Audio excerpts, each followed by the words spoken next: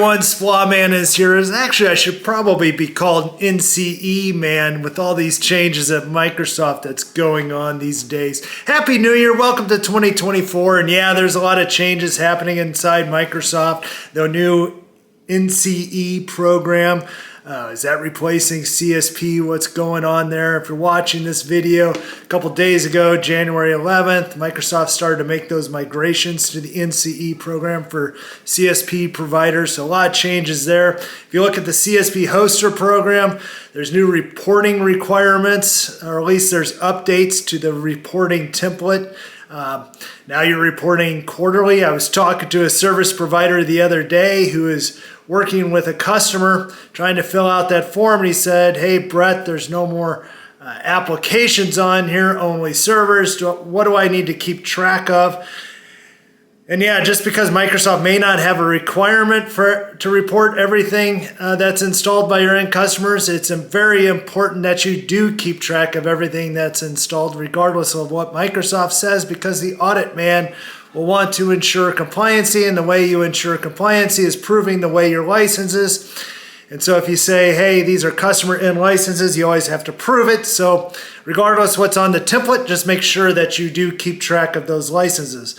There's also another acronym, the ECU updates, right? So this is going back a few months now, but I keep getting asked about this. Is ESU under SPLA? No, it's not under SPLA, but yet you can actually deploy ESU out of your own data center. So that's customers bringing those ECU licenses over to your data center.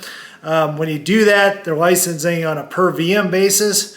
So a lot of changes that's happening. So the big question that I have is, how are you keeping track of all this? I mean, there's so many different acronyms. I'm confused just talking about it. SPLA, ESU, NCE, CSP, EA. Yeah, so it's pretty confusing. So how do you keep track? You know, when I talk about end customer licensing and tracking all of that, it's important that you do. And I would argue that, look, if you don't know what's installed in your own data center, how can you move to somebody else's? And so really it's about compliancy, but it's also licensing in the most cost-effective way you can. With all these different changes that's happening at Microsoft and other publishers and all these different scenarios that's out there, I think it's important that you stay on top of it. So how do you do that?